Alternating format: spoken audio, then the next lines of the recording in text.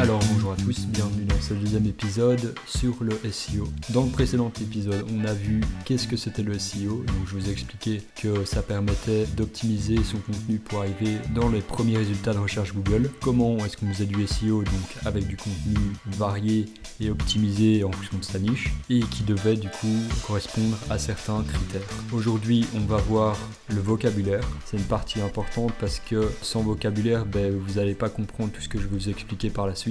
Le vocabulaire dont je vais vous parler, c'est du vocabulaire que moi je vais utiliser par la suite et vous allez avoir besoin. Je tiens aussi à préciser que dans ce vocabulaire, il y a des choses qui ne sont pas forcément spécifiques au SEO, mais je les précise quand même parce que pour un débutant, c'est pas forcément logique.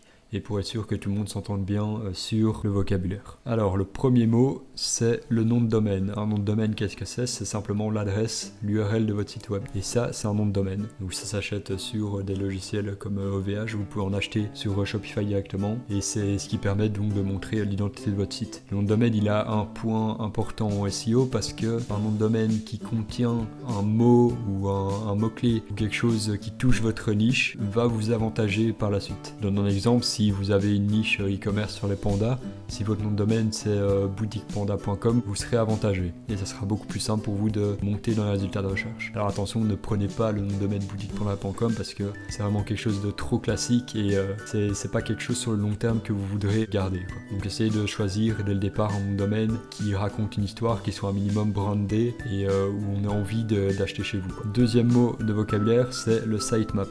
Le sitemap, c'est quoi? C'est la structure de votre site. Un sitemap, ça va reprendre en fait toutes les pages de votre site, tous les liens des pages et ça va les organiser. Et en fait, vous allez récupérer ce sitemap et l'envoyer à Google pour que lui, il est beaucoup plus facile à comprendre la structure de votre site et à l'indexer dans les résultats de recherche. Donc c'est super important de pouvoir savoir ce que c'est. Sur Shopify, ça va être quoi votre sitemap? Ça va être l'adresse de votre site /sitemap.xml. Donc vous tapez ce résultat et vous accéderez en fait au sitemap de votre site sur Shopify en tout cas.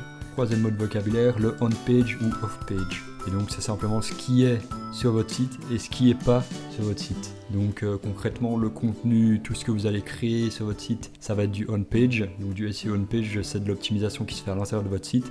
Et le off-page, c'est tout ce qui se fera à l'extérieur de votre site. Donc on verra par la suite qu'il y a des choses que vous pouvez mettre en place en dehors de votre site, sur le site de concurrents ou d'autres sites qui ressemblent au vôtre et qui vont permettre d'améliorer le SEO de votre site à vous. Quatrième vocabulaire, les headings.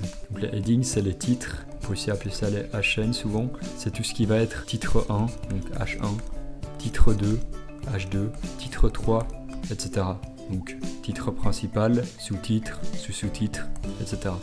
Ça va jusqu'à H6 si je ne me trompe pas. Et donc ça va permettre de structurer votre page. Donc, vous allez par exemple commencer votre page avec un H1, ça va être le titre de la page, dire à Google qu'est-ce que c'est cette page. Le H2, c'est les sous-titres qu'il va y avoir dans votre page, donc pour structurer votre contenu, puis les sous-sous-titres, les sous-sous-sous-titres, etc. C'est important de respecter une certaine hiérarchie au niveau de ces headings. Donc vous allez avoir le H1, il n'y en a qu'un seul, c'est le titre de votre page, on ne met pas deux titres à une page. Les H2, c'est les sous-titres. Les sous-titres, on peut en mettre autant qu'on veut, hein. Et les H3, c'est les sous-sous-titres. Donc les H3, ça va sous les H2 et vous pouvez aussi en mettre autant que vous voulez sur un H2. Mais commencez pas à faire une page, donc ça c'est une page. Commencez pas à faire une page où vous allez avoir d'abord un H2, puis un H4, puis un H1, puis un H2, ça n'a aucun sens. Il faut vraiment respecter une hiérarchie de faire par ordre croissant. Donc d'abord vous avez le 1, puis le 2, puis le 3, puis de nouveau un 2, etc. Voilà, donc ça ce sont les headings. Le crawling. Le crawling, c'est quoi? C'est un terme qu'on utilise en SEO. Donc on dit qu'un robot Google crawl votre site quand il le visite. Donc Google, il va envoyer des robots sur votre site pour l'examiner, pour récupérer la page, pour voir tout ce que vous avez et pour après les indexer. Et quand le robot va sur votre site, on dit qu'il crawl votre site, c'est-à-dire qu'il va aller sur une page, il va cliquer sur tous les liens, il va arriver sur d'autres pages, il va voir ce que c'est, il va les indexer, etc. Donc le crawling, c'est vraiment l'action d'analyser un site par le robot. Nouveau mot de vocabulaire, le mot-clé. Alors c'est un des mots les plus importants, je vais le mettre en rouge. C'est super important de bien comprendre ce que c'est un mot-clé. Au début je faisais pas bien la distinction, je pensais que mot-clé c'était juste un mot, mais un mot-clé ça peut être une expression. Par exemple sur Google vous allez avoir les résultats de recherche. Imaginons que vous recherchez SEO, vous allez taper dans la barre de recherche SEO et souvent vous avez des suggestions qui s'affichent. Et ces suggestions, ce sont des mots-clés qui sont utilisés par Google. Donc un mot-clé, c'est un mot ou une expression qui rencontre des visites et où vous pouvez vous placer dessus. Donc ce qui n'est pas un mot-clé par exemple, c'est une expression ou un mot qui n'aura aucune visite, où tout le monde s'en fout et où personne ne va jamais taper ça dans Google. Un mot-clé, c'est des mots ou des expressions que des gens tapent dans Google. C'est aussi simple que ça.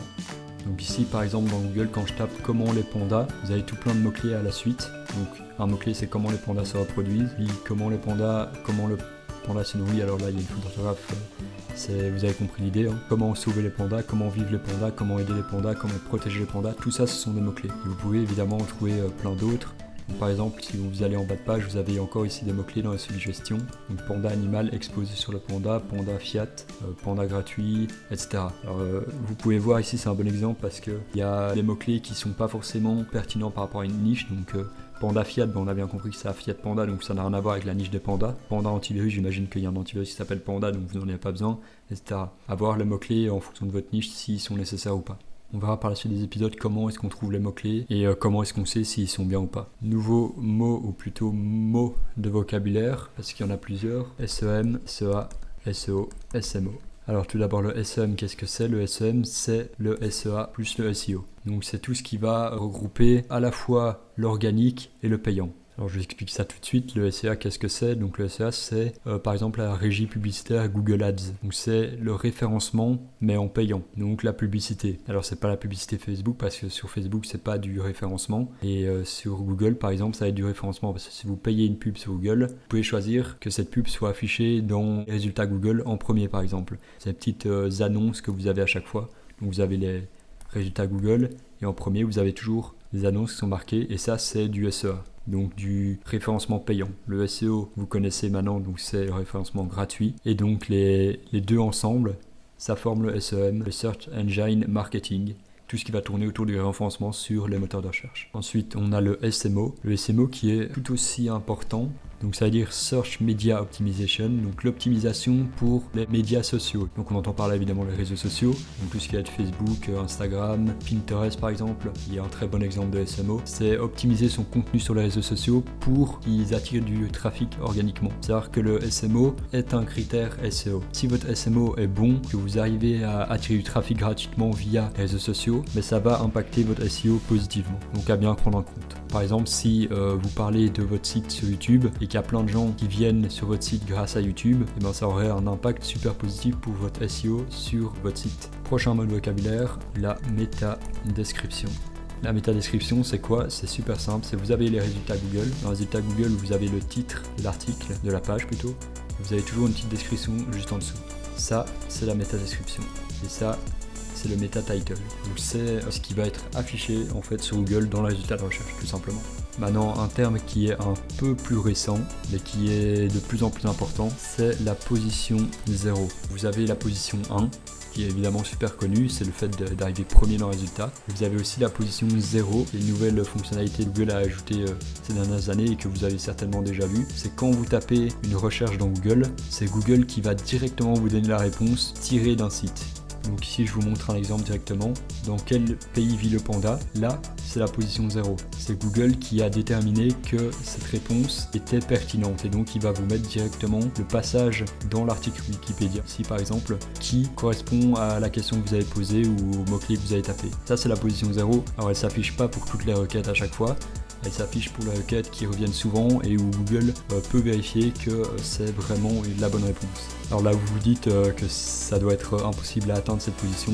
En fait pas du tout, c'est tout à fait possible de l'atteindre. Il faut juste être super pertinent par rapport au mot-clé qui est recherché. Ne pas commencer à parler de girafe quand vous avez un article sur les pandas. Et aussi être sur un mot-clé qui soit pas trop concurrentiel. Et vous pouvez tout à fait arriver dans la première position et dans la position 0 notamment. L'avantage de la position 0, c'est que ça vous donne une crédibilité énorme et que le visiteur n'hésitera certainement pas à cliquer sur votre site pour en savoir plus.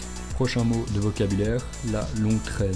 Alors la longue traîne, c'est quoi? Pour faire assez grossier, c'est un mot-clé qui est assez long. Donc vous avez les mots-clés courts qui sont souvent concurrentiels, vous avez les mots-clés longs qui eux, il y aura moins de gens qui vont se placer dessus et ce sera plus facile de ranker sur ces mots-là. Je vous donne un exemple, vous avez le mot-clé panda. Le mot-clé panda, bonne chance pour arriver en position numéro 1. Par contre, arriver en position numéro 1 sur où vivent les pandas roux, ça c'est tout à fait possible par exemple, parce que c'est un mot-clé de longue traîne qui est beaucoup plus précis. Il va y avoir certes beaucoup moins de recherche, mais c'est beaucoup plus facile d'arriver. Donc la longue traîne, c'est ce qu'on privilégie quand on débute en SEO. Ça compte aussi pour vos fiches produits. Un nom de produit qui est plus long, qui est plus précis surtout, et qui est un mot-clé toujours, sera beaucoup plus facilement rankable qu'un mot-clé qui est super concurrentiel et qui est souvent beaucoup plus court. Si on devait faire un graphique, ça serait comme ça en fait. Donc là, vous avez la longueur de votre mot qui est par là. Donc plus c'est par là, plus c'est de longue traîne. Et là, vous avez le trafic. Donc comme on peut voir sur ce graphique, c'est que plus votre mot-clé est court, souvent, plus il y aura de trafic pour ce mot-clé. A l'inverse, plus votre mot-clé est long, moins il y aura de trafic. Et plus ça sera facile de se ranker aussi. Donc la stratégie qu'on fait souvent, c'est qu'on commence par la longue traîne et puis petit à petit, on va chercher la courte traîne. Nouveau mot, indexation. Alors ça veut dire ce que ça veut dire. Une page qui est indexée, c'est simplement une page qui est sur Google. Vous avez un attribut qui peut être mis sur les pages, c'est l'attribut noIndex et qui va permettre de dire à Google simplement de ne pas indexer cette page, donc pour ne pas qu'elle apparaisse sur les moteurs de recherche. Je prends par exemple l'exemple des pages de conditions générales ou des choses comme ça qui sont pas du tout utiles pour l'utilisateur et s'il en a besoin, il va directement sur le site. Et vous pouvez mettre en noIndex, ça permet de ne pas référencer des pages qui n'ont aucune valeur. Si vous référencez des pages qui n'ont aucune valeur, le problème c'est que Google il va croire que vous faites du contenu de basse qualité et ça va impacter votre SEO à long terme. Alors c'est vraiment pas obligatoire parce que maintenant Google fait de plus en plus attention à ça et donc le fait par lui-même. Donc vous n'avez plus forcément besoin de désindexer les pages qui ne sont pas utiles parce que Google le détecte lui-même, mais c'est bon à savoir. Ensuite, une encre. Alors j'entends pas souvent des gens en parler, pourtant c'est super important. Donc dans une page, une encre ça va se traduire par un bout de code que vous allez mettre sur un mot pour qu'il soit facilement localisable. Donc, par exemple, vous allez pouvoir faire des sommaires avec ça, avec les encres. Donc imaginons que vous avez plein de sous-titres, des H2 comme on a dit tout à l'heure, et que vous voulez faire un sommaire avec tous vos sous-titres. Et vous allez mettre des encres sur ces sous-titres et dans votre liste de sommaires, vous allez pouvoir facilement mettre un lien vers ces encres pour que dès que la personne clique sur le sommaire, ça le redirige vers le sous-titre. Donc ça se présente comme ça, vous avez le sommaire au-dessus, vous avez vos sous-titres qui ont des attributs d'encre dessus. Donc on verra plus tard comment est-ce qu'on met des attributs d'encre sur des sous-titres. Et là, vous avez votre sommaire avec des liens. Et dès que vous cliquez sur le lien, il vous redirige vers le sous-titre en question. L'avantage d'avoir ce type de sommaire avec des encres, c'est que dans Google, ça va se visualiser sous cette forme-ci. Donc vous aurez votre résultat Google, le titre, le meta-title, la méta-description qu'on a dit tout à l'heure. Et en dessous, vous allez parfois avoir les encres qui vont être marquées. Donc par exemple, vous allez avoir où vit le panda roux, et alors vous aurez vos sous-titres, le panda roux d'Espagne, le panda roux de Chine, le panda roux de Nouvelle-Zélande, et ça sera affiché ici. Donc le gars dans Google pourra directement cliquer sur un sous-titre pour être redirigé sur votre page à ce sous-titre. Donc c'est super pratique, ça permet d'améliorer l'expérience utilisateur et il y a plein de choses à faire avec ça. Nouveau mot de vocabulaire, le taux de rebond. Alors le taux de rebond, c'est un mot qui est utilisé absolument partout, mais qui est aussi très important en SEO. Le taux de rebond, c'est quoi? C'est un taux de rebond de 100% sur une page. Ça veut dire que 100% des visiteurs quittent votre page après l'avoir vue.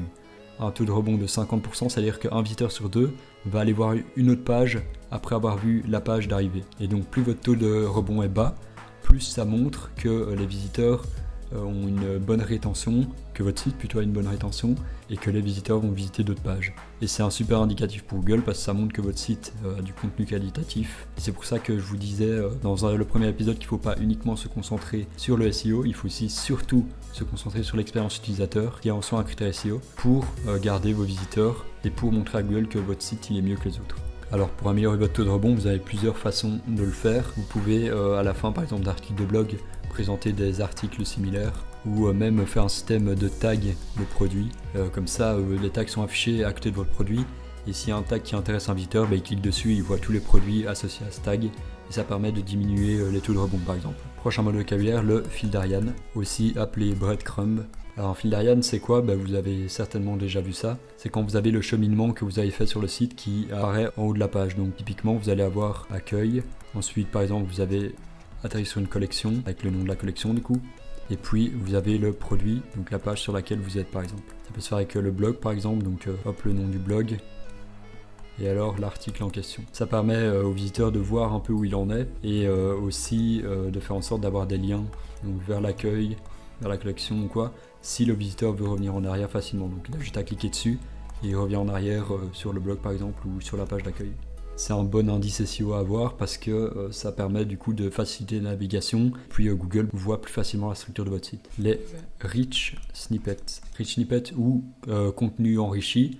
Donc c'est quand vous allez avoir dans Google votre résultat de recherche. Et les rich snippets, c'est tout ce qui va s'afficher après. Donc les encres par exemple tout à l'heure dont je vous ai parlé, c'est un rich snippet. Les avis, c'est un rich snippet. Donc vous allez avoir le résultat Google. Vous allez avoir, hop, 5 étoiles par exemple, avec 56 avis. Ça, c'est un bout de code qui se rajoute dans le thème de votre boutique Shopify et donc qui va rajouter cette visibilité sur Google de vos avis ou de n'importe quelle autre chose en fait. Vous avez plein de types de rich snippets différents et je vous expliquerai tout ça par la suite. Le maillage interne. Alors, il faut voir votre site comme une toile d'araignée. Donc vous aurez votre page d'accueil qui est la plus importante de votre site, je vais la mettre en rouge. Et puis le maillage interne en fait c'est tout ce qui va constituer les liens entre les pages de votre site. Donc, par exemple vous aurez votre page d'accueil qui va relier vers des pages collections qui vont elles-mêmes relier vers des pages produits. Puis vous aurez vos blogs avec les articles dans le blog. Vous pouvez faire plusieurs blogs et des articles qui se relient entre eux. Donc, par exemple lui, il parle de lui parce qu'à un moment il parle de Pandarou et dans celui-là on parle aussi de Pandarou, donc ils font le lien entre eux. Donc concrètement ça se traduit comment? C'est que vous aurez une page, donc disons cette page c'est celle-là, vous avez le contenu à l'intérieur et à un moment vous avez un lien. Ce lien il redirige vers une autre page et c'est ce qui va faire justement le maillage. Montrer à Google les pages qui ont un lien entre elles et de renforcer votre site et donc concrètement qui va mieux ranker sur les résultats de recherche. Alors ça ressemble pas vraiment à ça, un maillage interne. Généralement c'est plus des liens dans tous les sens, mais le but ça va être de structurer tout ça pour faire en sorte que ça soit le plus lisible, le plus clair pour Google. Et surtout que les pages importantes aient des liens menant vers elles et que les pages moins importantes reçoivent des liens justement pour grossir et pour arriver plus haut dans les résultats de recherche. Alors ça c'est le maillage interne. Mais vous pouvez faire du maillage externe. C'est aussi appelé les backlinks. Backlinks, donc les liens provenant d'autres sites. Donc si on reprend mon schéma, vous avez votre site avec votre maillage interne, toutes les pages, continuez plus loin. Et puis vous avez un autre site qui a lui aussi ses pages et un backlink. C'est simplement un lien depuis un autre site qui va rediriger vers une page de votre site. Donc concrètement à quoi ça sert? C'est imaginons le site en question sur lequel vous voulez avoir un backlink à une page qui est importante. Donc, disons que celle-ci elle est importante, elle reçoit beaucoup de trafic. Et vous allez vouloir avoir un lien sur ce site, sur cette page, qui redirige vers votre site, vers une page en question que vous voulez faire ranker. Donc concrètement, vous avez la page du site qui reçoit 300 visites par jour, ce qui est vraiment pas mal. Vous allez vouloir que dans cette page, il y ait un lien vers votre site qui redirige vers une page que vous voulez faire ranker, tout simplement. Alors les backlinks, ça se fait pas juste comme ça, on a cherché des pages avec beaucoup de trafic, il y a plein de critères à prendre en compte, je vous expliquerai tout ça par la suite, mais il faut bien prendre en compte le fait que les backlinks ça se fait avec des sites qui sont souvent dans votre niche ou qui ils sont apparentés pour montrer à Google de quoi votre site parle et que ça soit pertinent. Il ne faut pas rechercher des backlinks à tout prix juste pour montrer que votre site est intéressant. Google prend en compte plein de critères, dont la pertinence qui est super important, la qualité aussi des liens, et donc tout ça il va falloir le prendre en compte. Ensuite, un mot super important dont je n'ai pas parlé depuis le début, c'est la SERP. La SERP, c'est simplement la liste des résultats de recherche Google.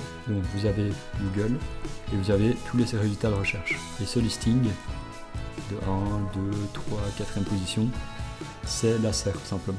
Donc ça se traduit comment? C'est Search Engine Result Page. Donc en français, page de résultats du moteur de recherche. Et donc quand on parle de faire ranker une page sur la SERP, c'est simplement de la faire ranker dans les résultats de recherche. Ensuite, do follow, no follow. DoFollow, NoFollow. Alors en tant que tel, le DoFollow il n'existe pas, c'est simplement qu'on va montrer que c'est l'inverse que le NoFollow. NoFollow par contre lui il existe bien. On a parlé tout à l'heure du NoIndex, c'est à peu près la même chose, à quelques différences près. Donc quand vous allez mettre une balise NoFollow sur un lien, je vous expliquerai dans de prochains épisodes comment faire, ça va montrer à Google que le lien vers lequel vous redirigez, Google ne doit pas y prêter attention. Donc le NoIndex, c'est une balise qui se met sur la page entière pour montrer qu'elle ne doit pas être indexée. Le NoFollow, ça veut juste dire que Google ne doit pas faire attention à ce lien. Donc souvent c'est des liens publicitaires ou des choses comme ça. Attention, le NoFollow, ça ne veut pas dire que la page ne sera pas indexée. Ça veut juste dire qu'il ne faut pas suivre le lien.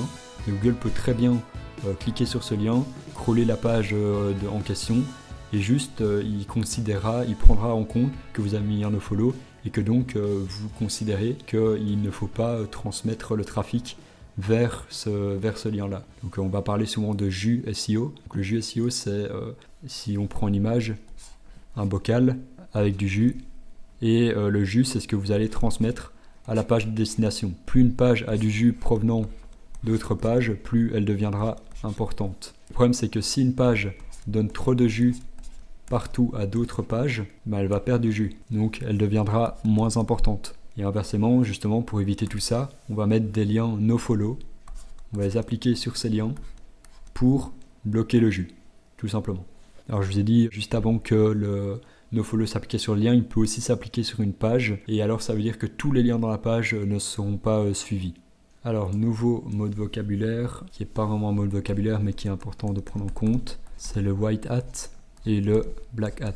Donc c'est comme dans le piratage, le hacking, le white hat c'est le gentil, le black hat c'est le méchant, on doit faire ça grossièrement. Donc le white hat, c'est les méthodes SEO qui vont être validées par Google, donc tout ce que je vais vous expliquer en fait dans cette série.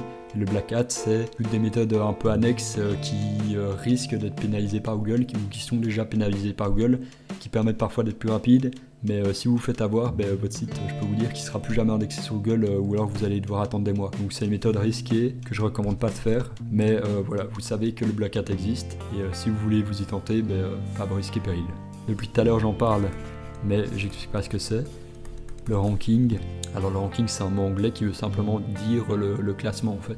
Donc le classement dans les résultats de Google, quand on parle de ranker dans les résultats de Google, on parle de mieux se classer en fait simplement. Le duplicate content. Duplicate content, en français ça donne contenu dupliqué, c'est quand vous allez avoir une page avec du contenu et qu'il va y avoir une autre page avec du contenu, sauf qu'il y aura une bonne partie de ce contenu qui sera totalement copié d'une autre page. Ça, faut savoir que le copier-coller, que ça soit sur votre site ou venant d'un autre site, c'est pénalisé par Google. Vous allez avoir des pénalités et croyez-moi, vous ne voulez pas avoir de pénalités. Du duplicate content, il faut vraiment comprendre que c'est vraiment quand c'est abusé. Quand c'est 2-3 trucs dans une description, par exemple, vous allez avoir vos garanties et tout qui vont revenir sur toutes les pages. Ça, c'est pas considéré comme du duplicate content, il n'y aura pas de souci. Duplicate content, c'est vraiment quand vous allez avoir une page entière qui va reprendre tout le contenu des autres sites ou que vous allez faire ça plein de fois sur plein de pages, vraiment que ça soit abusé pour que ça soit pénalisé par Google. Donc ne stressez pas si vous avez un petit paragraphe qui est copié sur chaque page de vos produits, il n'y a aucun souci avec ça. Et enfin, dernier mot de vocabulaire, le cocon sémantique. En fait, la définition, elle se trouve simplement dans les mots. C'est la sémantique, donc c'est ce qui donne la signification des mots, et le cocon, c'est tout ce qui va tourner autour de cette signification.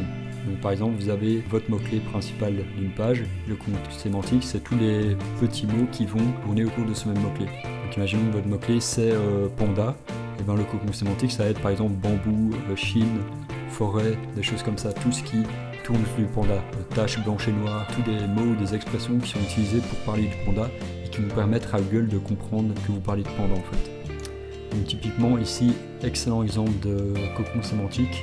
Donc un cocon sémantique pour une grenouille par exemple ici, c'est les batraciens, voire le mot anour, donc qui veut dire il n'y a pas de queue.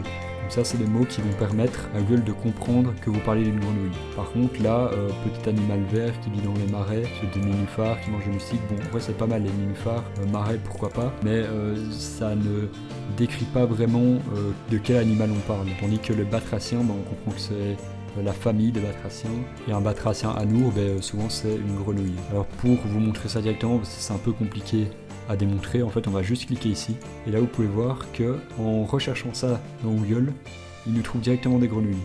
Par contre, si on le fait avec le texte moins optimisé, Là ça devient plus compliqué directement. Et si on fait avec le texte pas du tout optimisé, donc il parle quand même, je veux dire, un humain comprendrait là de quoi on parle. Mais il faut comprendre que pour Google, c'est pas forcément assez explicite.